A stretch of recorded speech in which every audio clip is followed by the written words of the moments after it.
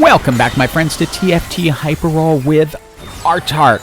I mentioned this build as one of the 5 that I liked coming out of the PBE, even though we hadn't seen what it could do in Hyperroll. But before we get into it, like, comment, subscribe. The graphics up there, I hope I put it up there, but it all helps the YouTube algorithm, helps the channel grow, and stuff like that there that we all want.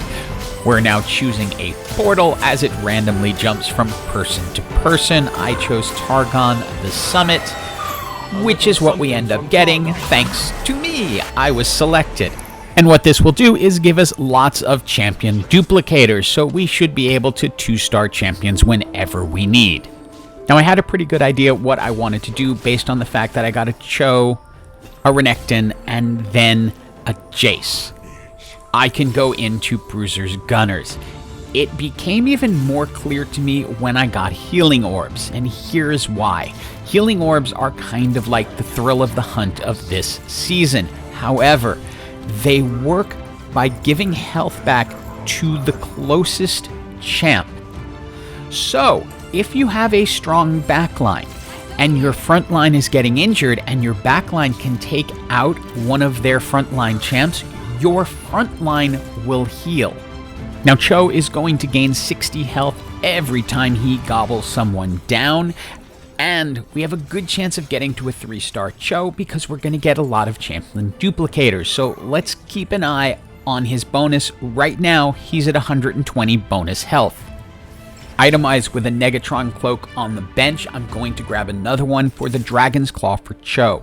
Cho has some of the lowest armor and magic resist of any champ in the game, especially among the tanks, so any chance you get to improve it is going to help.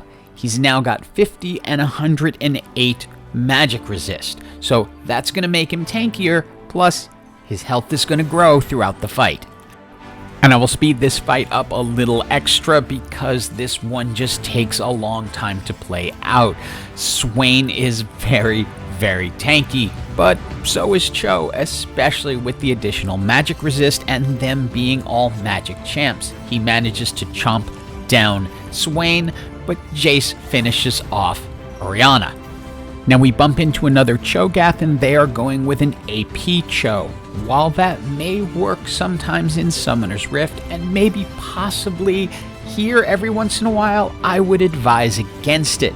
Just go tank. Let's check in on Cho. Bonus health, 240. Now this build is ultimately pretty simple. Gunners, Bruisers. There are 3 people you ultimately want to itemize. Cho'Gath as your main tank, Jace as one of your gunners, and then Zeri once you get her in. She's a 4 cost, so it won't be until much later. This will show why healing orbs work so well in this comp. They take out my Renekton fairly quickly, but watch what happens with Cho.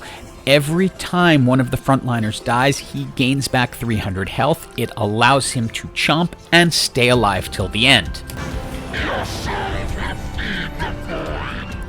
Second set of augments are prismatic. Wish I could roll them. I don't want double trouble, doesn't fit here.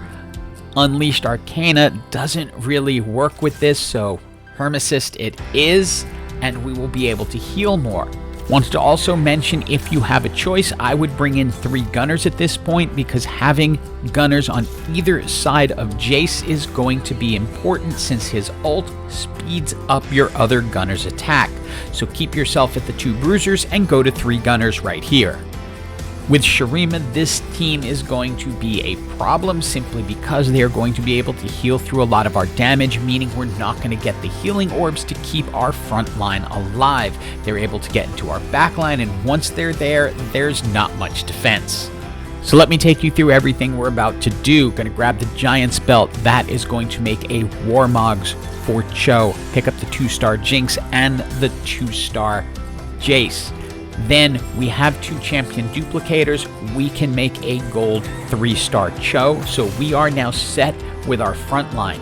Deathblade, an excellent item for Jace, so we're going to add that to him as it's going to increase his attack damage that he does when he does his ult. We can also add an Infinity Edge to make him even stronger. These next two fights will show you two things. Number one, of course, the healing orbs that we've already talked about and how it helps the front line. The second is going to be the importance of Vi to this build. And the reason is that her ult sunders the opposing team, which means it's reducing their armor, which means our backline, which is AD, is going to have an easier time taking them out. You can see it right here as we're able to get through their Azir through the Shurima healing. Your goal in stage 7 is to find Zeri. She is key. 2 reasons. Number 1, she's your 4th gunner. Number 2, she creates Zon with Jinx, so you're going to get a chem mod that most likely you will want to put onto Zeri, which will make her really, really strong. Final set of augments, also prismatic. Golden ticket is tempting, but Freaky Friday Plus, where you get an Infinity Force now and another a little bit later. Can't resist it because that is going to be fantastic on Zeri. Make sure you put Zeri next to Jace. He's going to speed up an attack. Her attacks are critical. We also wound up getting a Senna just before the fight so we could substitute Tristana. Senna is going to shield your team and speed up every shielded person's attack so it all works together, but just keep your eye on Zeri. She executes people that are under 12% health, and she does chain attacks so she can clear an entire board. Now, unless you have a Bruiser emblem or something else, Renekton becomes expendable. Once you get Sejuani, get Renekton out of there, put Sejuani in. Also, obviously, pick up Rek'Sai. She becomes critical towards endgame. Vi's going to start going down too early to have enough impact with Sundering, and they're going to be able to get through your front line, get to your back line, and even Zeri can't necessarily save you all the time.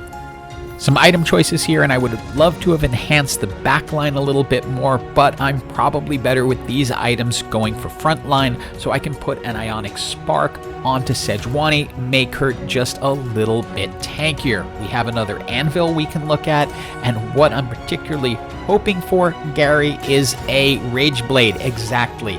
We can put that on Senna.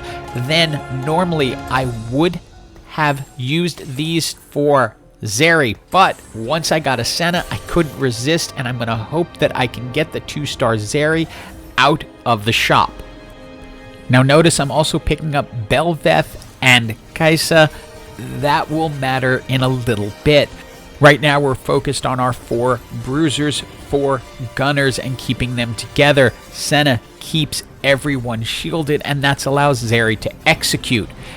What I missed before, move Jace in between Zeri and Senna. Again, his ult is going to speed up their attacks, which is going to mean more shielding, more execution, and then ultimately a trip into the top 4.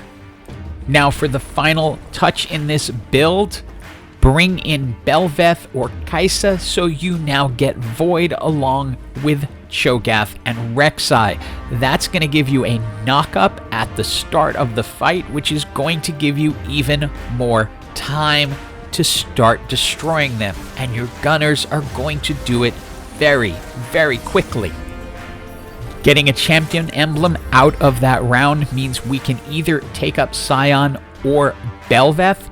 As far as items go here, we can get the Static Shiv for Zeri. She already does that as part of her kit with a chain attack, but the Static Shiv should also proc her Execute, so that will make her just extra deadly. And since this is the first time I'm showing this build in full, let's take you through all of it. We bring Sion up. We can lose Vi at this point.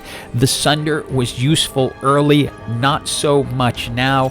We're going to want to tank Sion as much as possible, so get a Bramble Vest on him. He's going to be able to charge into the backline and knock people up, so we're going to get lots of different knockbacks. He also has a second life, so if he dies, he's going to come back at full and fight them again, which is just more time and distraction, making for devastating victories.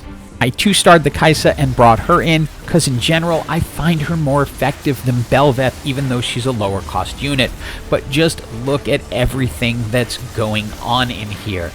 Our front line is holding up brilliantly. Senna's keeping them shielded. Zeri is executing them. We win this fight with Senna taking the damage charts. We check in on the clone fight, and yeah, that's done too. It's GG for everyone.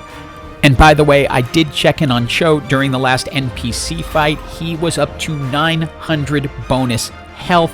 Hope you enjoyed this video. Give this build a chance. It works really well. And as always, have an absolutely awesome day.